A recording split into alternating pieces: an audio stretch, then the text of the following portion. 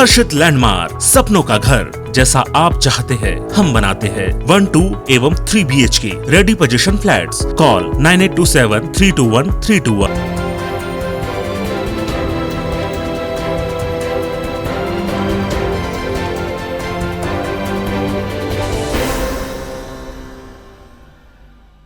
नमस्कार, मैं हूं शिरीष मिश्रा। छत्तीसगढ़ की बात में आप सभी का स्वागत है।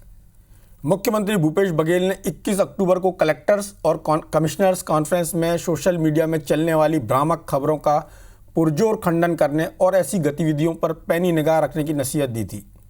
मुख्यमंत्री की नसीहत के 72 घंटे के भीतर ही एक वेब पोर्टल ने दिल्ली यात्रा पर गए कांग्रेस के विधायकों के बारे में भ्रामक और अनर्गल बातें लिख डाली। जब विधायक FIR कराने के लिए थाने पहुंचे तो पोर्टल ने सारी खबरें डिलीट कर दी। और अब बड़ा सवाल ये है कि ऐसी भ्रामक और असत्य खबरों का प्रचार प्रसार करने वालों पर सरकार क्या कार्रवाई करने जा रही है। जैसा कि पोर्टल का कथित दावा था कि उसके पास वीडियोज़ हैं, तो क्या उन वीडियोज़ की जब्ती कर पुलिस सत्यता की जांच करेगी ताकि दूध का दूध और पानी का पानी हो सके। सवाल ये भी कि ऐसे फर्जी पत्रकारों को जेल की सलाखों के पीछे कब भेजा जाएगा। वेब पोर्टल को हमेशा के लिए बंद कराए जाने के लिए सरकार क्या कब कदम उठाएगी, इस पर चर्चा होगी। लेकिन उससे पहले देखते हैं घटनाक्रम पर पूरी एक रिपोर्ट।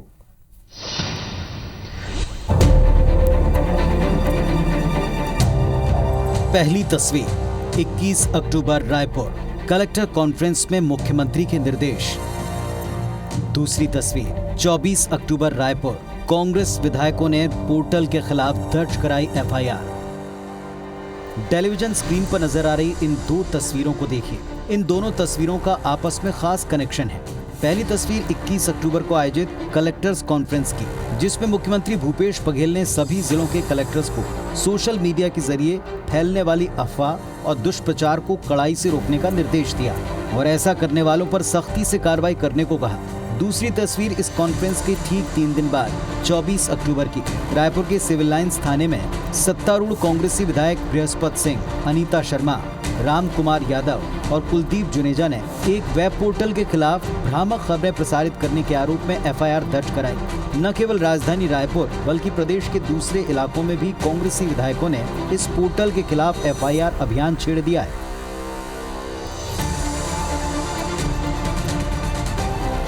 कांग्रेस विधायकों का सीधा आरोप है कि एक वेब पोर्टल के जरिए राज्य सरकार को बदनाम करने की साजिश रची जा रही है। सरकार के अच्छे काम विपक्ष समेत कुछ लोगों को रास नहीं आ रहे, इसलिए वो ऐसे वेब पोर्टल के जरिए भ्रामक खबरें प्रसारित कर माहौल बिगाड़ने की साजिश के तहत काम कर रहे हैं। विधायकों के बारे में होटल में रुकना, स्ट्रिंग ऑपरेशन चलाना और कई तरह की गंदी बातें लिखे गए हैं, आपत्तिजनक है, जो अक्षम्य है। इसलिए उनके खिलाफ सख्त कार्रवाई होना चाहिए। जिन लोगों ने चलाया हो, जिन लोगों ने भी चलवाया हो, उनके खिलाफ बिल्कुल सख्त कार्रवाई होना चाहिए। भूपेश बघेल जी के सरकार, उनके विधायक, उनके मंत्रियों को बदनाम करने की कोशिश की जा रही है। उनके खिलाफ सख्त कार्रवाई की जाए, FIR दर्ज तत्काल किया जाए, नहीं तो हम कांग्रेस जन शीघ्र बड़ी से बड़ी आंदोलन करने के लिए बाध्य हैं। जाहिर है सत्ता पक्ष के विधायकों ने आरोप लगाया है तो इस पर सियासी पलटवार होना तय है। घटनाक्रम पर नेता प्रतिपक्ष धर्मलाल कौशिक ने तंज कसा कि कांग्रेस में आंतरिक लोकतंत्र खत्म हो चुका है, सरकार सुनने की क्षमता खोती जा रही है। मीडिया स्वतंत्र है, जिसे लोकतंत्र का चौथा स्तंभ कहा जाता है। इतनी सख्ती और सहन सीमा तो होनी चाहिए कि यदि सही बातों को यदि की जा रही है तो उनको सुनना चाहिए, बर्दाश्त करनी चाहिए। और यदि सरकार की ऐसी स्थिति रहेगी कि मीडिया के भी यदि उनके लिए असहनीय हो जाए तो मुझे लगता है कि लोकतंत्र समाप्त हो जाएगा। अब सवाल ये कि कांग्रेस विधायकों के आरोपों में कितनी सच्चाई, क्या वाकई एक बेहतर चल रही सरकार के खिलाफ कोई साजिश रच रहा है? क्या किन्हीं वेब पोर्टल के जरिए भ्रामक खबरों को जानबूझकर वायरल करवाया जा रहा है? सबसे बड़ा सवाल ये, अगर ऐसा है तो फिर मुख्यमंत्री के निर्देश के बाद इनके खिलाफ क्या और कब तक कार्रवाई होती है? सौरभ सिंह परिहार, IBC 24 रायपुर। तो कलेक्टर्स और कमिश्नर्स कॉन्फ्रेंस में जो बात मुख्यमंत्री ने की, उसके करीब 72 घंटे बाद ये बात सामने आई। इस पूरी घटनाक्रम के अलग अलग पहलू हैं, लेकिन आपको यहाँ ये बताना बहुत ज़रूरी है कि जब से छत्तीसगढ़ बना है और तब जब जोगी सरकार हुआ करती थी, तब से इस प्रदेश में इस तरह के स्टिंग ऑपरेशन और इस तरह के जो वीडियोस जारी करने की एक परंपरा सी रही, जो कि अन्य राज्यों में आपको इस तादाद में नहीं दिखाई देती।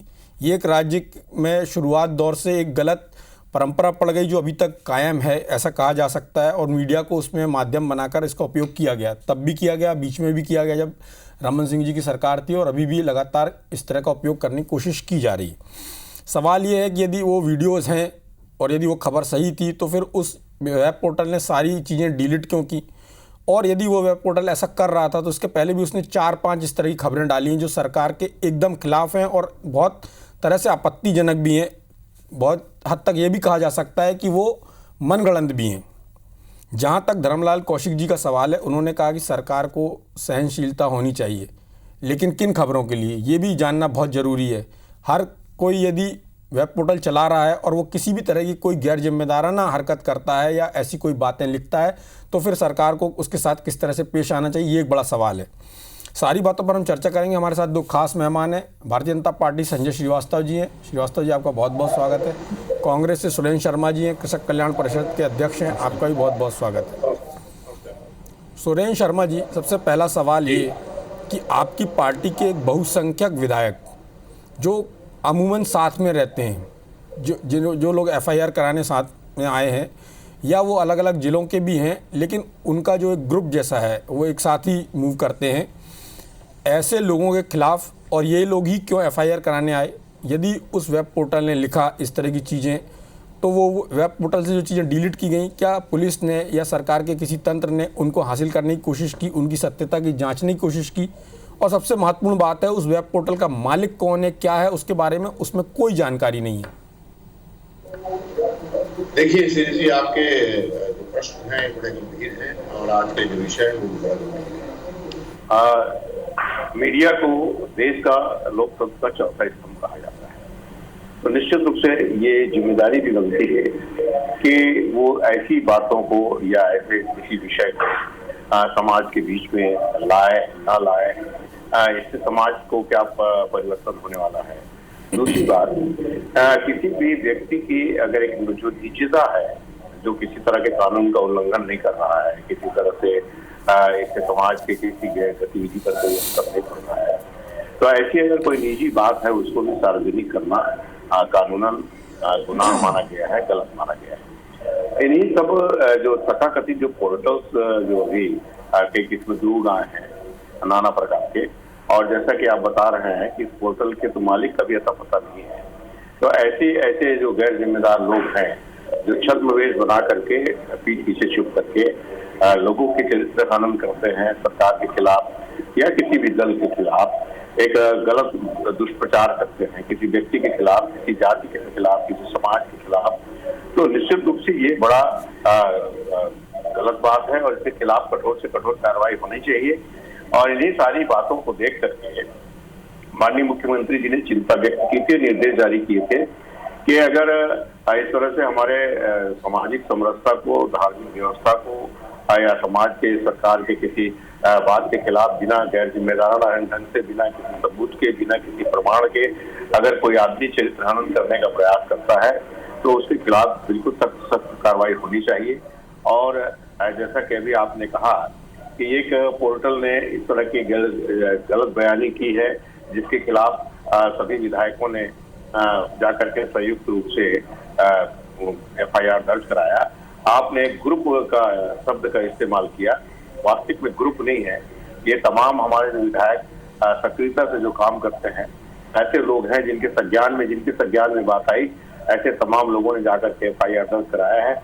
और मुझको जहां तक जानकारी है, पुलिस उस पर बिल्कुल समुचित कानूनी कार्रवाई कर रही है और आगे भी करेगी। सुरेंद्र शर्मा जी, मैंने ग्रुप का इस्तेमाल इसलिए किया कि उन पर ही टारगेट किया गया है खास तौर पर। और दूसरी बात यह है कि आपकी पार्टी के जो नेता हैं बृहस्पति सिंह, उन्होंने कहा है कि इसके पीछे RSS का हाथ है।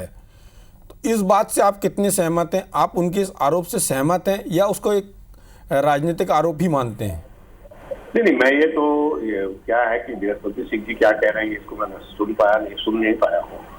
और मगर मैं इतना जरूर कहता हूँ कि पहले भी इस तरह की घटनाएं, जब भूपेश बघेल जी नेता प्रतिपक्ष थे, मतलब ये कांग्रेस के अध्यक्ष थे, और बहुत लंबे समय से इस तरह से तरह की बातों को तरह से चलाने की कोशिश की जा रही है। मेरा सीधा कहना तो नहीं है कि इसमें RSS का हाथ है, मगर निश्चित रूप से विपक्षी दल विपक्षी जो ग्रुप है या विपक्षी दल है, इनका हाथ इसमें निश्चित रूप से अगर हो तो कोई बहुत ताज्जुब की बात नहीं। चलिए संजय श्रीवास्तव जी, आपने सुरेंद्र शर्मा जी को सुना होगा। बृहस्पति सिंह जी ने एक आरोप लगाया था कि आरएसएस की साजिश हो सकती है। तो मैं जानना चाहूँगा कि आरएसएस की साजिश है कि कोई अंदरूनी साजिश है, या कोई ऐसा बाहर बैठा व्यक्ति है जो छत्तीसगढ़ में जो सत्ताधारी दल है, जो भी दल रहता है उसको अनस्टेबल करने की कोशिश करता है, वो उसको असंतुलित करने की कोशिश करता है, उसमें एक असंतोष पैदा करने की कोशिश करता है, इस तरह की खबरें प्लांट करके। और यदि उसकी खबरों में दम होती या उसकी खबरों में सत्यता होती तो फिर उसमें मालिक का नाम, उसका कॉन्टैक्ट कहाँ से हो सकता है। उन्होंने अपने बारे में उसमें कुछ नहीं लिखा और ऑल ऑफ ए सडन सारी खबरों को मिटा देना, उसको डिलीट कर देना, ये अपने आप में उनके चरित्र को दिखाता है जिन्होंने इस वेब पोर्टल में इस तरह की खबरें डाली हैं। आपकी पार्टी इसको कैसे देखती है? जैसे धर्मलाल कौशिक जी ने उसको एक दूसरे अंदाज में, राजनीतिक अंदाज में ही उसका उत्तर दिया या उस पर बयान दिया, आप कैसा देखते हैं? देखिए शिरीष जी, राजनीतिक अंदाज धर्मलाल कौशिक जी का नहीं, ये विशुद्ध रूप से राजनीति ही है। और वो सिद्ध हो गया अभी 2 मिनट की चर्चा में कि सरकार के खिलाफ फर्जी पोर्टल से फैलाई जा रही अफवाहें और कांग्रेस विधायक एक साथ, ना जरा सिचुएशन को समझने की आवश्यकता है कि एक साथ 54 विधायक जाकर 55 विधायक जाकर इसकी कंप्लेंट करते हैं। और अभी जिस तरीके से देखिए, दरअसल ये है कि लोकतंत्र की तो एक बड़ी खूबसूरती होती है कि पक्ष विपक्ष होता है, आरोप प्रत्यारोप लगता है, लेकिन ये राजनीति से किस तरीके से लिप्त है, ये इस बात को ही समझ में आ गया कि हम तो एक पोर्टल के खिलाफ में जा रहे हैं थाने में रिपोर्ट लिखवाने, लेकिन हम ही कांग्रेस विधायकों को हम एक फर्जी बात कर रहे हैं कि इसके पीछे आरएसएस है। अब मैं इनके ऊपर कार्रवाई की मांग करता हूं आपके चैनल से कि उसको सिद्ध करिए कि इसके पीछे आरएसएस का हाथ है। तो कर्म आपके जैसे हैं, आप खुद उस काम को कर रहे हैं और पोर्टल के खिलाफ में, क्योंकि आपके खिलाफ में लिखता है इसलिए आप पोर्टल के खिलाफ में जा रहे हैं। अभी सुरेंद्र जी कह रहे हैं कि हां इसकी जांच होनी चाहिए, बीजेपी के लोग तो नहीं है, अर्थात इनका माइंड सेटअप है आरएसएस बीजेपी। ये क्या करेंगे, क्या कानून बनाएंगे, क्या जांच करेंगे? जो पार्टी स्वयं लिप्त है इस कामों में और रिपोर्ट लिखाते समय भी उस बात को आरोप लगा रहे हैं कि आरएसएस है। अब मैं इनसे मांग करता हूं, मुख्यमंत्री जी से मांग करता हूं आपसे, आपके चैनल के माध्यम से, कि बृहस्पति सिंह जी के खिलाफ में रिपोर्ट लिखवाएं और यानी तो कल 24 घंटे के अंदर वो सबूत पेश करें कि आरएसएस का हाथ है या बीजेपी का हाथ इसमें है। देखिए, गंभीरता सरकार के अंदर में बिल्कुल नहीं है, ये घबराए हुए लोग हैं।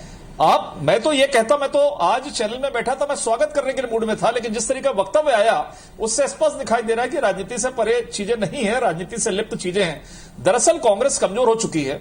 इनके नित्य प्रतिदिन ये आदिवासी नृत्य करा रहे हैं, लेकिन इनके यहां तो खुद नृत्य हो रहा है। रायपुर से दिल्ली तक जशपुर के मंच पर कार्यकर्ता सम्मेलन में नृत्य हो रहा है, मारपीट हो रही है, झगड़े हो रहे हैं, सच्चाई सामने आ रही है। मैं ये कह सकता हूं कि कुछ गलत न्यूज़ें भी इंटरप्रिटेशन करके आ सकती हैं, वो नहीं होना चाहिए, हम स्वीकार करते हैं। हमारी सरकार के समय क्या कांड हुआ, किसका नाम आया, ये किसी से छुपा हुआ मामला नहीं है।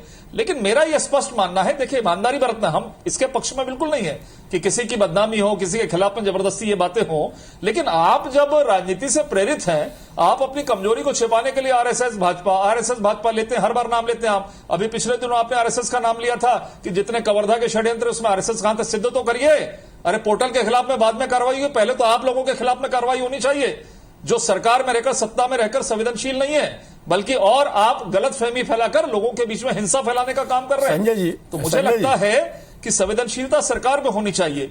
और ये वेब पोर्टल, सुनिए सर, एक मिनट सर, आप ये कहते हैं कि हाँ भाई किसी भी नेता के खिलाफ में, किसी भी पार्टी के खिलाफ में इस तरह कई बातें हैं। आज मैं आपको यदि अपना अकाउंट दिखाऊं, ये तो वो लोग हैं जो बैठा दिए लोगों को कांग्रेस पार्टी, फर्जी आईडी बनाकर इसमें तमाम प्रकार के कमेंट्स, उस कमेंट्स का मैं उल्लेख नहीं कर सकता शिरीष जी, जो मैं पोस्ट करता हूं राजनीतिक बातें, उस पर जिस तरीके की टिप्पणी होती है, कांग्रेस समर्थित टिप्पणियां होती हैं, तो मैं ये डायरेक्ट नहीं कह सकते का हम जांच के लिए दे सकते हैं, एप्लीकेशन दे सकते हैं, लेकिन ये लगातार इस तरह की हरकतें जो हो रही हैं, मुझे लगता है ये ठीक नहीं है। थोड़ा मानसिक रूप से शुद्धता आना चाहिए कांग्रेस के नेताओं को। बृहस्पति सिंह जी के खिलाफ में कार्रवाई करे सरकार, मैं आपसे मांग करता हूं कि कैसे उन्होंने आरएसएस का नाम ले लिया है, उसको सिद्ध करिए, और नहीं तो इस्तीफा दीजिए आप इस तरह की यदि बातें कर रहे हैं तो, और उसके बाद बात करिए कि वेब पोर्टल के खिलाफ में कार्रवाई करना, करिए, वेब पोर्टल के खिलाफ में कार्रवाई करिए। और आप कमजोर हैं, इसलिए इस तरह की फर्जी आईडी बनाकर, फर्जी वेब पोर्टल बनाकर सरकार हो या विपक्ष हो या किसी भी व्यक्तिगत व्यक्ति के खिलाफ में इस तरह की कार्रवाई हो रही है। भारतीय जनता पार्टी इसका समर्थन नहीं करती है, लेकिन पहले एक उंगली सामने वाले को उठाने के पहले 4 उंगली आपकी तरफ है, चाहे बृहस्पति सिंह जी हो, चाहे सुरेंद्र शर्मा जी हो। लगातार आप आरएसएस की बात करते हैं, मुझे लगता है ये ठीक नहीं है, इसमें ईमानदारी से काम करने की आवश्यकता है।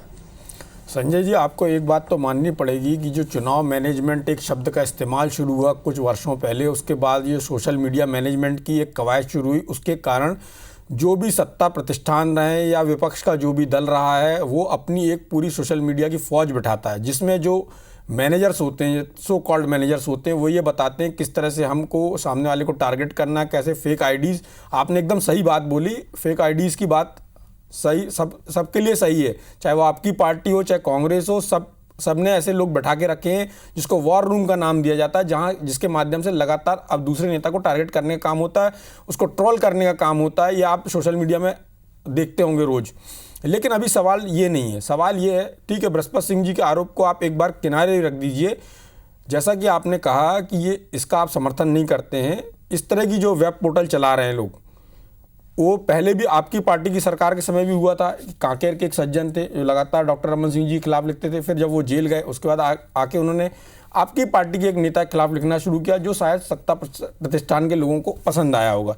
ये एक परंपरा सी बन गई कि विद इन द पार्टी जो टसल चलती है या जो आपस में खींचमतान चलती है, उसका नतीजा ऐसे लोग फ़ायदा उठाते हैं। संजय जी, जो बातें हुई और जो आपके पार्टी के नेता धर्मलाल कौशिक जी ने कहा सरकार की सहनशीलता की उन्होंने बात की कि सरकार को ऐसी बातों को थोड़ा सा नज़रअंदाज करना चाहिए। उनका कहने का सीधा आशय था कि कोई इस तरह की यदि बातें लिखता है अनर्गल तो भी सरकार को उसको नज़रअंदाज करना चाहिए। आपको क्या लगता है, क्या सही में करना चाहिए? यदि आपकी पार्टी सत्ता में होती, कोई इस तरह की बातें लिखता, तो आपकी पार्टी क्या करती? ये कहना बहुत आसान है। देखिए शिरीष जी, देखिए जब सरकारें चलती हैं, सरकारों की वाहवाही भी होती है, ये भी कहा जाता है कि मीडिया सपोर्ट करता है, किन कारणों से करता है, तमाम प्रकार की चर्चाएं होती है। उसी तरह से विपक्ष भी जब विपक्ष के समय जब रहते हैं तो तमाम प्रकार के प्रश्न खड़े होते हैं। तो मुझे लगता है देखिए ये एक इतना विस्तृत क्षेत्र है और तमाम प्रकार के मीडिया। मेरा सवाल एकदम दूसरा है। मेरा सवाल ये कि व्यक्तिगत स्तर तक जाकर इस तरह का काम करना चाहिए किसी का?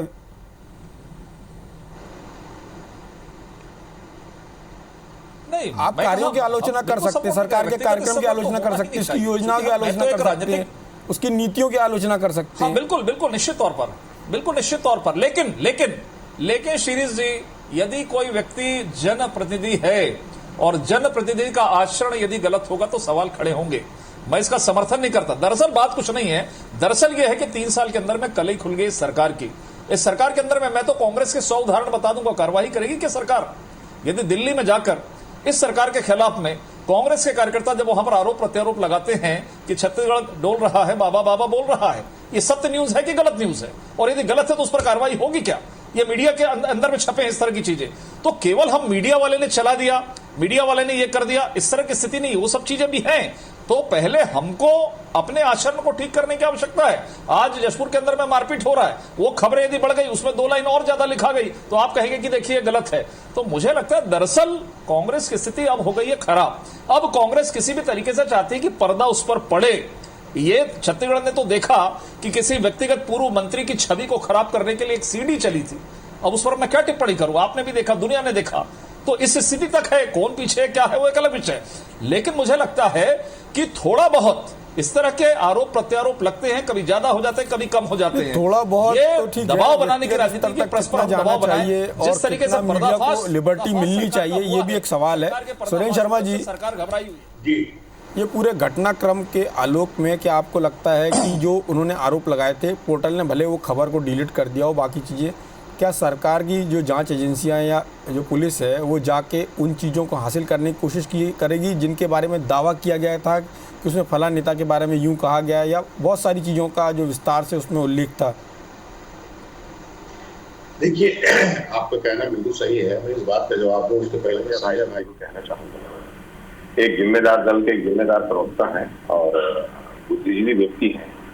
हमेशा एक बात को ध्यान रखना चाहिए कि कभी भी किसी गलत चीज को, गलत तत्व को, गलत बात को किसी हालत में बढ़ावा नहीं देना चाहिए। समय बदलते रहता है, आते रहता है, जाते रहता है, मगर किसी भी व्यक्ति के निजता पर, मैंने जैसे पहले कहा कि किसी व्यक्ति के निजी किसी क्रियाकलाप पर जिससे समाज को कानून का उल्लंघन नहीं होता, किसी तरह का, तो ऐसे परिस्थिति में ऐसे उस पे झांकना, उसको ताकना, उसको उजागर करना, उसकी छवि खराब करना, उसके पारिवारिक व्यवस्था को विध्वंस करना, राजनीतिक प्रलोभन में पड़ के किसी के कहने से लोगों के बारे में गलत बात प्रचारित करना और उसको प्रमाणित नहीं कर पाना, हमारे पास वीडियो है कहना मगर वीडियो नहीं दिखाना, ये गैर जिम्मेदाराना चीज है। निश्चित रूप से हमारे समाज में समाचार माध्यमों का एक बड़ा स्थान है और निश्चित रूप से आपके चैनल से लेकर तमाम अखबार सरकारों की आलोचना करते हैं, संपादकीय लिखते हैं, उनकी योजनाओं पर, उनकी खामियों पर, उनकी सफलता पर, असफलता पर अपनी टिप्पणी करते हैं और ये स्वागतीय होता है।